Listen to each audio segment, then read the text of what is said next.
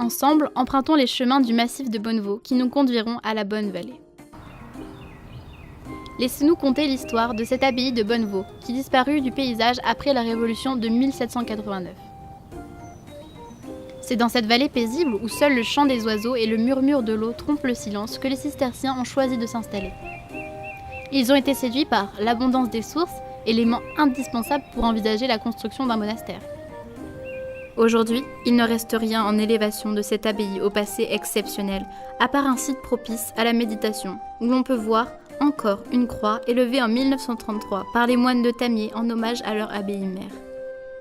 C'est aussi le lieu de départ du circuit balisé, mis en place par l'association tout proche du petit pont qui jadis donnait accès à la grande cour d'honneur de l'abbaye au XVIIIe siècle. Saint Benoît est né en 480 à Nursie en Italie. Il délaisse le confort de sa vie d'étudiant à Rome pour la recherche de Dieu, dans la solitude et une vie d'ermite, puis fondera 12 monastères. Persécuté, il s'enfuit et compose sa règle monastique sur le mont Cassin. Elle aura une grande importance dans la formation de la société médiévale qui va s'accroître avec la création de l'ordre bénédictin. Ainsi, la Bourgogne voit surgir une des plus célèbres et opulentes abbayes bénédictines avec Cluny. Mais cette règle n'est pas strictement observée. En 1098, en Côte d'Or, c'est une abbaye d'une architecture plus dépouillée qui sera fondée par Robert de Molesme à Cîteaux, dans une région hostile qu'il fallut domestiquer au prix d'un dur labeur. Une autre forme de monachisme se mettait en place pour vivre au plus près de la règle. Bernard, seigneur de Fontaine, personnalité exceptionnelle, fera rayonner l'ordre de Cîteaux dans l'Europe entière et la communauté connaît un prodigieux essor qui la pousse à essaimer environ 800 édifices de cet ordre, dont plusieurs en France.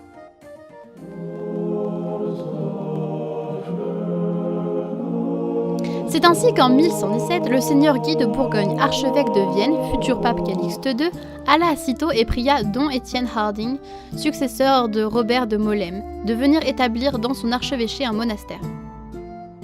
Celui-ci fut construit dans un lieu que l'on appela la Bonne Vallée de Marie, dans le nord du Dauphiné. L'implantation ne fut pas simple, certains dignitaires religieux locaux craignant la concurrence. Malgré tout, cette fille de Cîteaux, notre abbaye de Bonnevaux disparue, verra le jour sur le territoire de Marcq, plébiscité par les familles seigneuriales. De multiples vicissitudes au fil des siècles amenèrent le déclin de cette grande puissance spirituelle, économique et culturelle. Sa démolition servit de carrière de pierre et de matériaux de reconstruction. Mais ouvrez l'œil, il nous reste aujourd'hui de nombreuses empreintes de cette grande puissance. En effet, les journées des moines étaient rythmées par les chants et les prières, mais aussi par le travail manuel. Ils ont créé de petites unités territoriales appelées granges. Aujourd'hui, il nous reste de beaux exemples de ces bâtisses, des granges à 3 nefs, empisées et galets roulés. Les étangs nous rappellent que les moines étaient de bons hydrauliciens. Grâce à leurs moulins et au bois de leurs forêts, ils créeront aussi des scieries, battoirs, tuileries, briqueteries et autres verreries. L'abbaye de Bonnevaux nous a laissé de merveilleuses abbayes dans le quart sud-est de la France grâce à un fort essaimage. Pas moins de 13 abbayes d'hommes et 28 de femmes, dont de beaux exemples.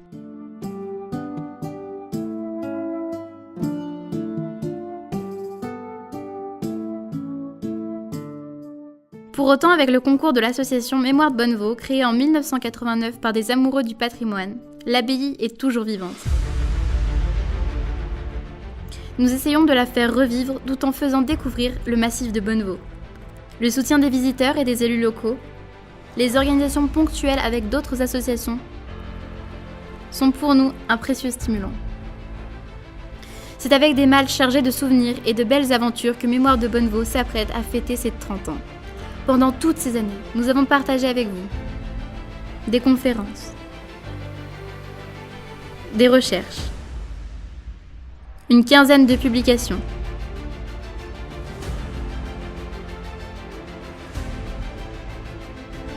des assemblées générales,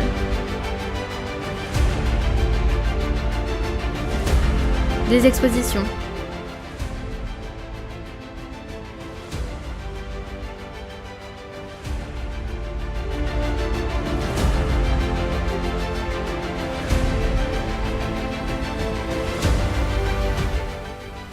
accueilli des artisans au brillant savoir-faire. Organiser des randonnées dans les massifs de Bonnevaux pour être plus proche de l'histoire de l'abbaye, mais aussi parcourir encore et encore de fabuleux chemins au détour desquels on découvre des arbres remarquables à toute saison. Des voyages tels que celui au pays des ocres et de l'abbaye de Sénanque, petite fille de Bonnevaux, nous immergeant dans de chaudes couleurs. Et puis, Mémoire de Bonnevaux, ce sont aussi ces moments joyeux et festifs lors des fêtes médiévales.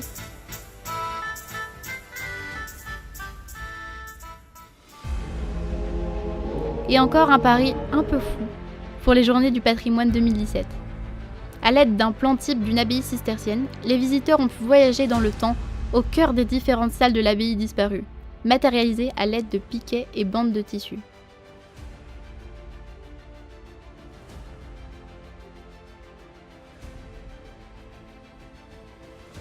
Même si nous possédons quelques éléments et constructions de cette époque, les fondations des différentes générations de construction de cette abbaye sont enfouies sous nos pieds. Aidez-nous à les retrouver grâce aux différentes technologies actuelles. La collecte des fonds nécessaires nous permettra de faire appel à un radar géologique non destructif pour en savoir plus. Cette prospection se fera sur 1 hectare dans un premier temps. Que vous soyez passionné ou curieux, aidez-nous à restituer le passé de l'abbaye.